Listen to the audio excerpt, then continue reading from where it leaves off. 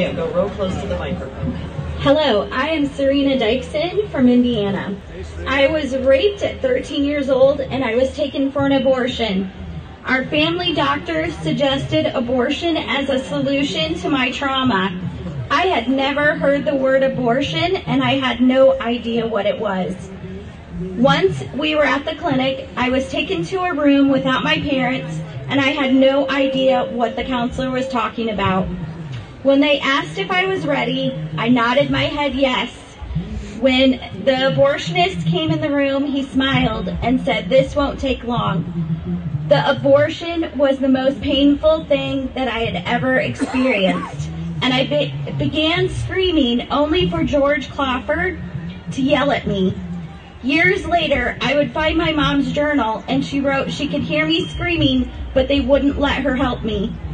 After the abortion, I was taken to a room to recover, and when it was time to go, I hemorrhaged all over the place. I was not checked on, but sent out the door. Our family never talked about the abortion again, but it changed our lives. My mom would end up in and out of mental institutions, my dad would leave our family, and my sister would struggle with addictions. When I was 16, I would get pregnant again, but this time I would reject abortion and choose life. I thought I was doing good, but I struggled in my marriage, I struggled with being close to my children, and I had reproductive problems after reproductive problems that almost took my life at the age of 29. I would turn to drugs and alcohol to numb my pain, and one night, after a heavy night of drinking, I knew that I had nothing left but to cry out to God for help. He lavished me in a love that I had never felt before. He also restored my family and set me free from drugs and alcohol.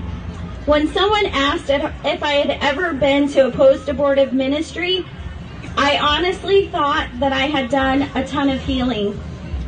But I decided to go anyway. My first retreat was forgiven and set free, and God did a beautiful thing by allowing me to mourn the loss of my daughter, Eliana Grace. I'm so thankful to the women who asked me to go. Today, I stand here and I ask that you remember my story. God gave this 13-year-old raped girl a mother's heart. Abortion hurts women. It doesn't matter the age or the situation. And this is why I'm silent no more.